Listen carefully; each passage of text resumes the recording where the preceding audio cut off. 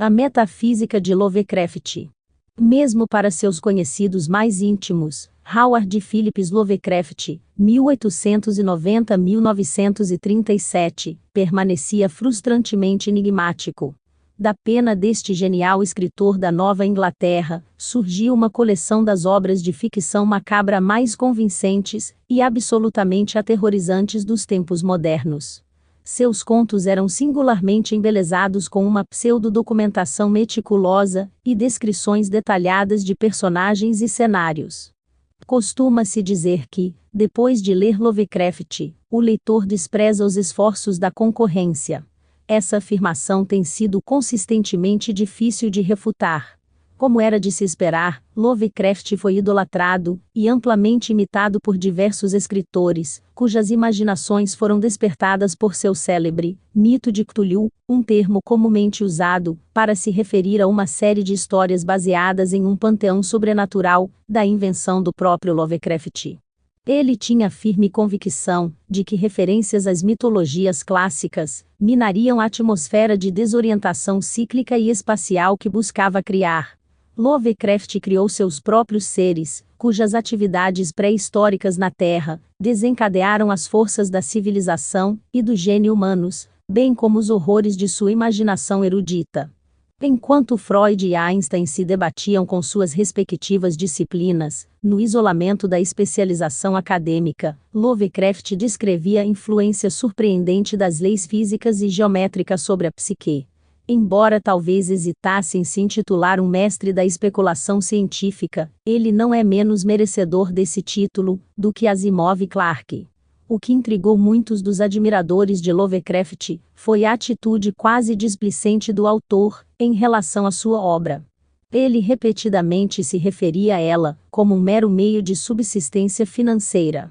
Aqueles que suspeitavam que ele nutria uma crença particular nos mitos, ele respondia que um distanciamento objetivo do material era necessário para uma escrita eficaz. Ele costumava mencionar as narrativas mais aterrorizantes, com uma leviandade que beirava o desprezo, como se não as considerasse de genuína substância literária. Como autor, Lovecraft goza de uma reputação consolidada, mas e quanto a Lovecraft, o filósofo? Talvez as pistas mais significativas para a filosofia, presente nos mitos de Cthulhu, derivem do fascínio do autor pela história da humanidade, particularmente a das eras clássicas. É sabido que grande parte de sua obra utilizou material extraído de lendas egípcias e árabes. Há evidências de que ele estava profundamente consciente dos efeitos da civilização sobre a humanidade, tanto educativos quanto repressivos. Seus contos constantemente lembram o leitor de que a humanidade está a um passo das formas mais depravadas e vis da bestialidade. Ele pressentia o impulso do homem em busca do conhecimento, mesmo correndo o risco de perder a sanidade. A excelência intelectual, parecia dizer ele, é alcançada em conjunto com o terror cataclísmico, e não em sua fuga.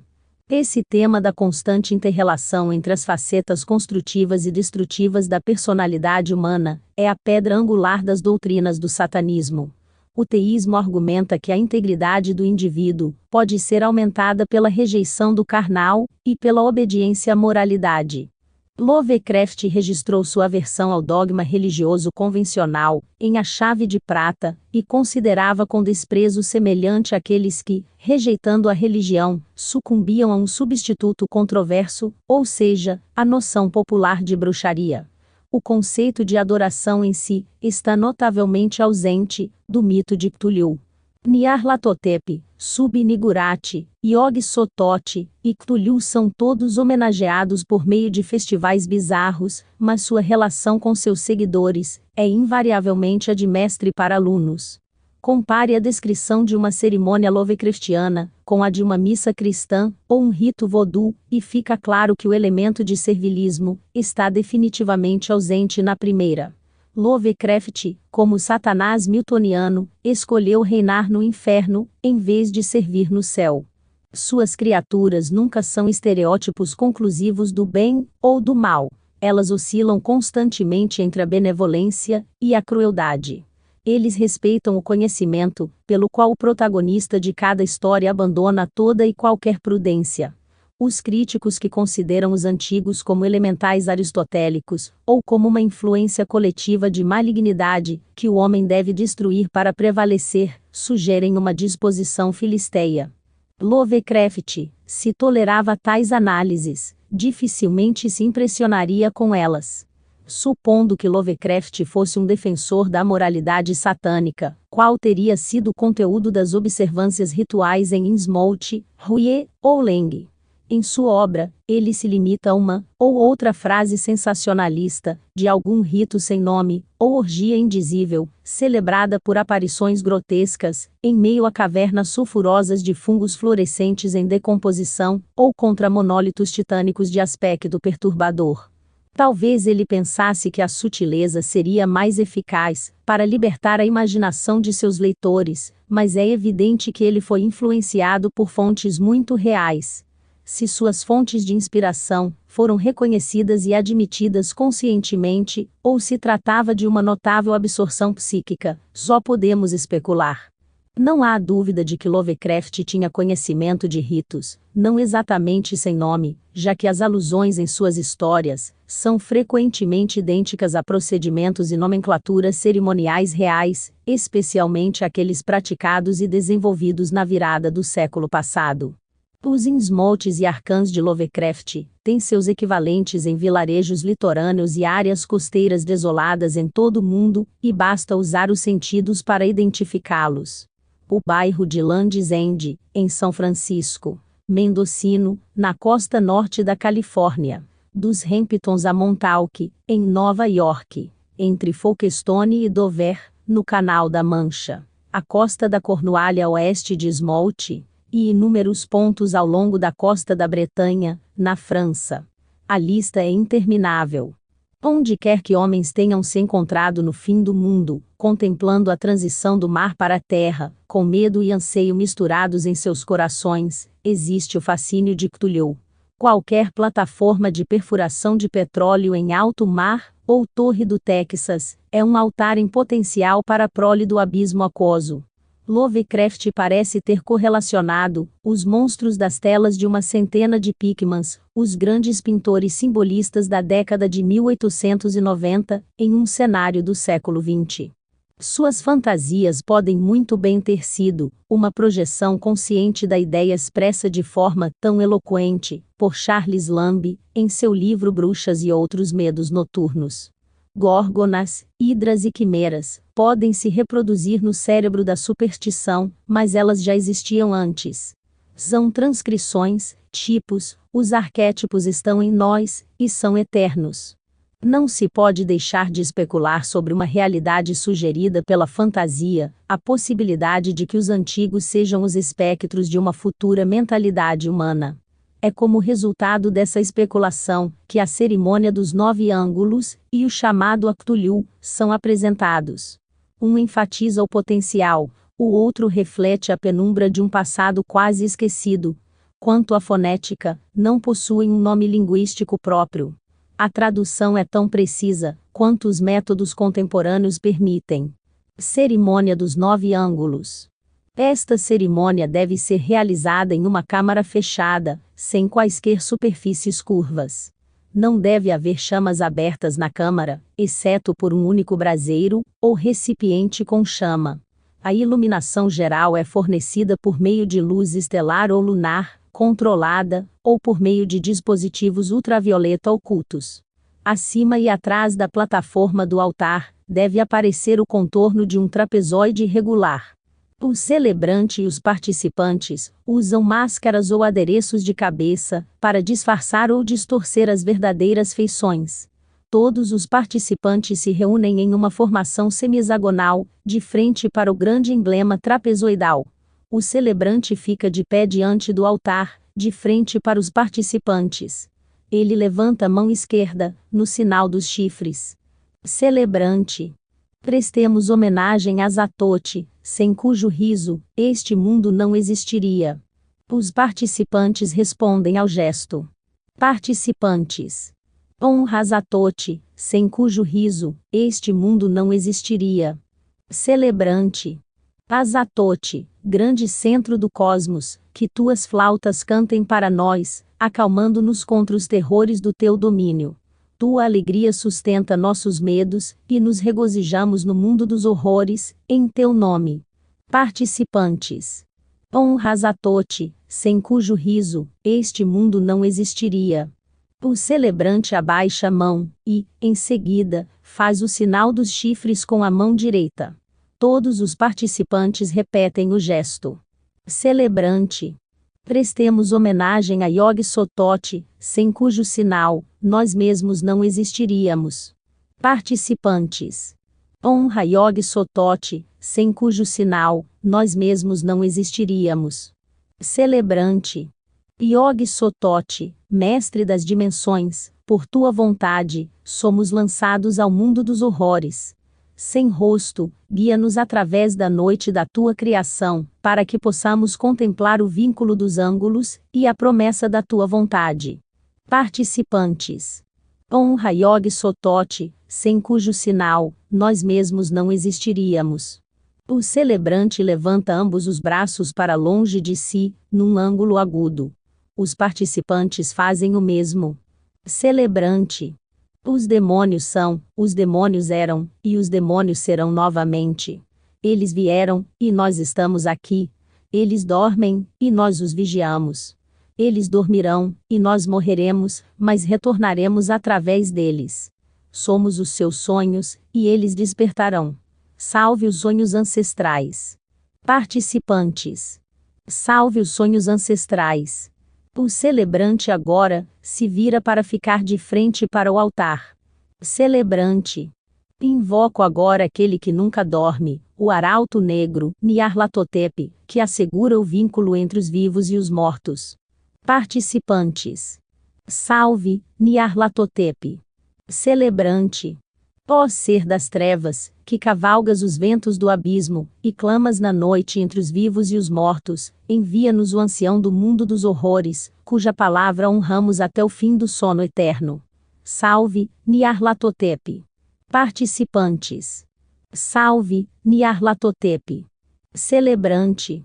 Salve, príncipe da espada da gruta, cuja responsabilidade carregamos. Salve, a ti, e aos teus pais, dentro de cujo templo, ris e gritas em terror, e em alegria, em medo e em êxtase, em solidão e em ira, ao sabor da tua vontade. Participantes. Salve, Nyarlathotep, príncipe do abismo. Celebrante. Em teu nome, contemplemos o Pai. Que o ancião, que reina sobre o mundo dos horrores, venha falar conosco, pois desejamos fortalecer novamente o vínculo que reside nos ângulos do caminho da esquerda. O celebrante está de pé diretamente diante do altar, cerrando os dois punhos, e cruzando a mão esquerda sobre a direita, contra o peito. Celebrante. Salve, Sub-Nigurati, Pai do mundo dos horrores. Salve, Pai dos 100 chifres. Salve, Carneiro do Sol e Imortal, que não dormes enquanto honramos teu nome, e teu vínculo. Participantes. Salve, Sub-Nigurati. A cabra dos 1000 filhotes aparece. Todos os participantes cerram os punhos, à maneira do celebrante. Celebrante. Salve, Pai. Participantes. Salve, Pai. Sub-Nigurati. Eu sou o que sou. Através dos ângulos, falo com os 100 chifres, e renovo o pacto dos demônios, por cuja vontade este mundo veio a existir. Que proclamemos o pacto dos 9 ângulos. Celebrante e participantes. Salve, Pai e Senhor dos ângulos, mestre do mundo dos horrores. Invocamos o vínculo dos 9 ângulos, em honra das flautas do risonho, mestre das dimensões, arauto da barreira, e bode dos 1000 filhotes. Todos. Do primeiro ângulo, reside o infinito, onde aquele que ri, chora, e as flautas lamentam até o fim dos tempos. Do segundo ângulo, vem o mestre que ordena os planos e os ângulos, e que concebeu o mundo dos horrores em seu terror e glória. Do terceiro ângulo, vem o mensageiro, que criou o teu poder, para contemplar o mestre do mundo dos horrores, que te dá a substância do ser, e o conhecimento dos 9 ângulos. Do quarto ângulo, vem o Carneiro do Sol, que vos trouxe a existência, que perdura no mundo dos horrores, e proclama o tempo que foi, o tempo que é, e o tempo que será, e cujo nome é o brilho dos 9 ângulos. Do quinto ângulo, vem os 100 chifres, que levam o templo dos 5 triedros aos demônios da criação, cujo selo é ao mesmo tempo 4, 5 e 9. Do sexto ângulo, reside o sono dos demônios em simetria, que vence os 5, mas não prevalecerá contra os 4, e os 9. Do sétimo ângulo, vem a ruína da simetria, e o despertar dos demônios, pois o 4 e o 9 prevalecerão contra os 6. Do oitavo ângulo, vêm os mestres do reino, que elevam o templo dos 8 triedros, aos demônios da criação, cujo selo é simultaneamente 4, 5 e 9. Do nono ângulo, provém a chama do princípio, e do fim das dimensões, que arde em brilho e escuridão, até a glória do desejo. Sub Nigurati. Eu juro fidelidade aos demônios, por cuja vontade, este mundo veio a existir. Celebrante e participantes. Honramos o vínculo com o mundo dos horrores. Sub Nigurati. Salve, os 100 chifres. Celebrante e participantes. Salve, Sub Nigurati, pai do mundo dos horrores. Sub Nigurati. Até o princípio e o fim das dimensões. Celebrante. Até o princípio e o fim das dimensões. O bode dos 1000 filhotes não aparece mais. O celebrante fica de frente para os participantes. Celebrante. Os gauntes estão à solta na planície, e não poderemos passar, mas chegará o momento em que os gauntes se curvarão diante de nós, e o homem falará com as línguas dos 100 chifres. O caminho é Yog Sothoth, e a chave é Nyarlathotep. Salve, Yog Sothoth. Salve, Nyarlathotep. Participantes. Salve, Yog Sothoth. Salve, Nyarlathotep. Salve, Satanás. O chamado de Cthulhu. Esta cerimônia deve ser realizada em um local isolado, próximo a um grande corpo d'água, um rio caudaloso, lago ou oceano. O local ideal seria uma caverna de pedra natural, à beira da água, mas um bosque ou uma enseada escondida também servem. A cerimônia deve ocorrer à noite, de preferência em um horário em que o céu esteja bastante nublado e a água agitada. Não devem ser usados trajes especiais, como túnicas ou adereços decorativos. A única exceção é que todos os participantes devem usar o medalhão com o selo de Satanás. Ignorar essa exigência pode ser perigoso. Uma grande fogueira é acesa. O celebrante, que assumirá a presença de Cthulhu, fica de pé, acima e à parte dos participantes, segurando uma tocha que foi tratada, para emitir um brilho azul escuro. O celebrante não está presente no início da cerimônia. Todos os participantes acendem a fogueira, e se reúnem em um círculo irregular, ao redor dela. Seus olhos estão voltados para as chamas, durante toda a cerimônia. Diretor. Meus irmãos e irmãs de sangue ancestral, estamos reunidos para proclamar o chamado a Cthulhu. Clamo novamente a palavra do abismo, aquele grande vazio de águas escuras e ventos vivantes, onde vivemos em eras passadas. Ouçam os imortais, e digam comigo o chamado à serpente eterna, que dorme para que possamos viver. Todos. Ngluim Wonaf Cthulhu Ruiel Ganag Uftagin. Diretor. Salve, grande Cthulhu, conhecido por todas as raças dos seres das profundezas, que caminham sobre e sob a terra. Ouçam teus nomes honrados. Todos. Kraken, Poseidon, Sabazios, Tifon, Dagon, Seté, Netuno, Leviatã, Midgard, Cthulhu. A figura de Cthulhu aparece. Celebrante. Preng Naig Tchelaka Grienho e Aljikir de Trauske. Participantes. De Yulgoth, eu vim para o mundo dos horrores, para aqui permanecer e reinar por toda a eternidade. Celebrante. Vkresn Vuikingran e Arkistins aos Naags Uragn Laot Trinial Elaka Grien. Participantes. Através do terceiro ângulo, eu viajei, expulsando os chacais do tempo, e cantando com os homens que se aventuravam no mundo dos horrores.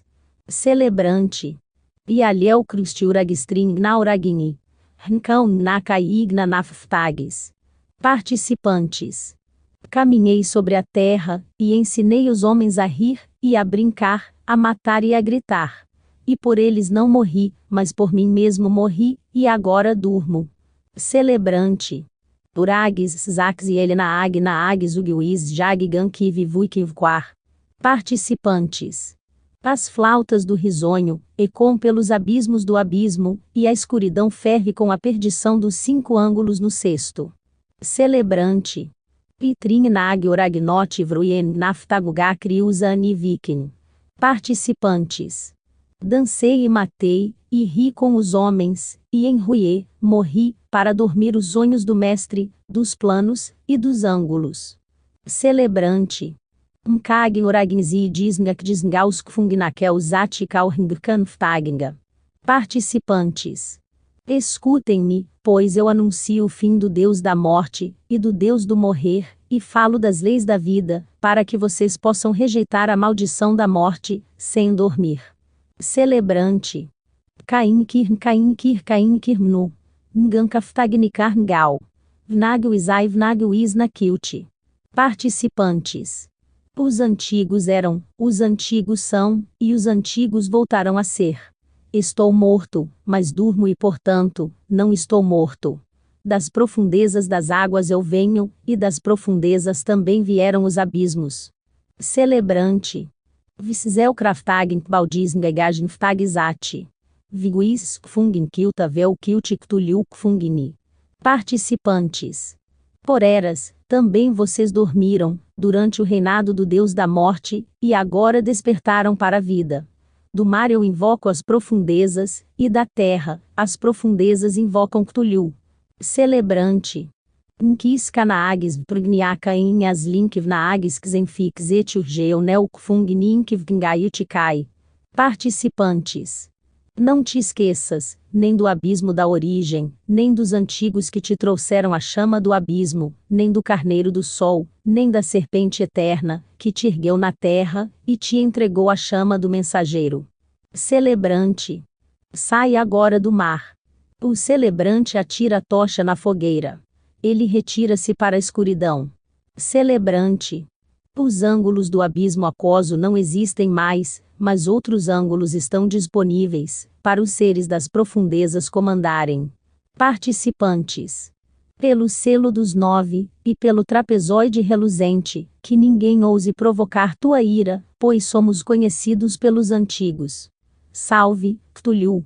Salve, Satanás.